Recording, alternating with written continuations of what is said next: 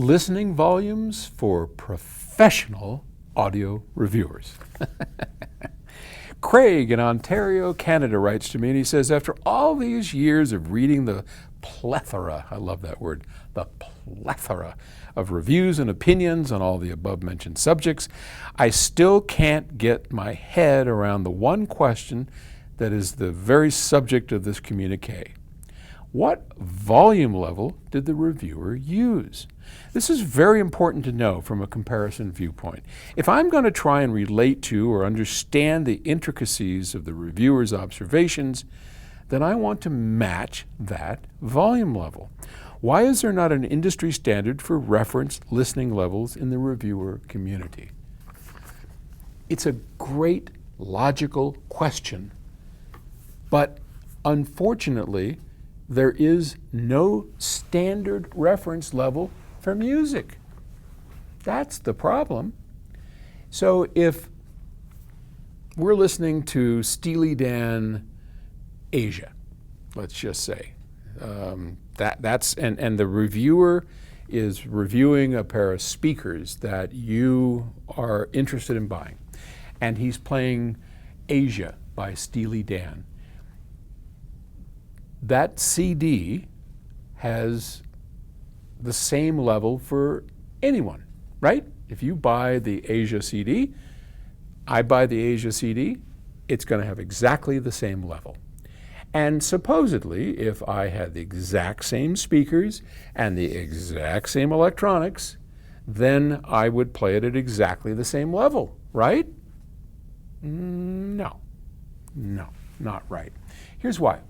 Volume is very dependent on more than just the amplitude, the measured amplitude within a certain space, right?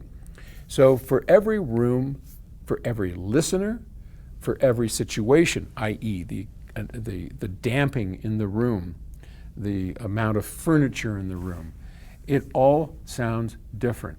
There is a different level that I would use in this room than I would use in that room.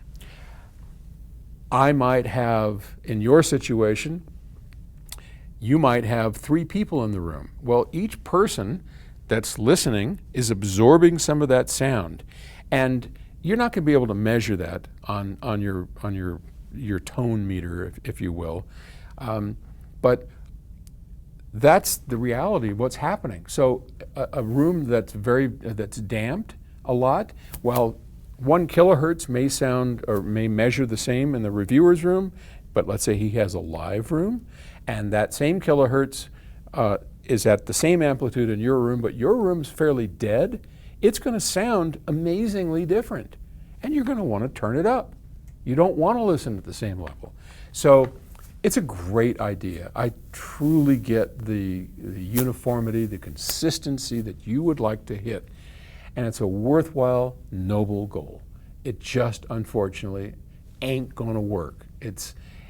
You got to learn how to adjust the volume level for each track, in each room, on each system, to where it's right. And that's a skill that can be learned. It's not, you don't have to be golden ears for it. It's just a learned skill. We're up here in the sales office. When we go to a show, if we ever go to a show again, but if we ever do, one of the challenges I always have is teaching the people who run the show how to set the volume level. I'll walk in and go, oh my God, it's too loud. It's too soft. And they're like, it was the same level I played it at last time. Yeah, but now the room is full of people, or now the room is empty. And that makes a huge difference. So the only way to do it is to learn the cues. I talk a lot about that, by the way. Here's another shameless plug. The Audiophile's Guide, my new book. We talk about how to set the volume level. So it is a learned skill, and you can learn it. It's not that hard. And it just is getting especially on voices, pretty easy on voices. If it's too loud, the voice gets too big. If it's too small, the voice gets too small. It's just little tricks like that you learn. And reviewers know it, but there is no standard. So, sorry, I wish I had better news for you. Thanks for the question.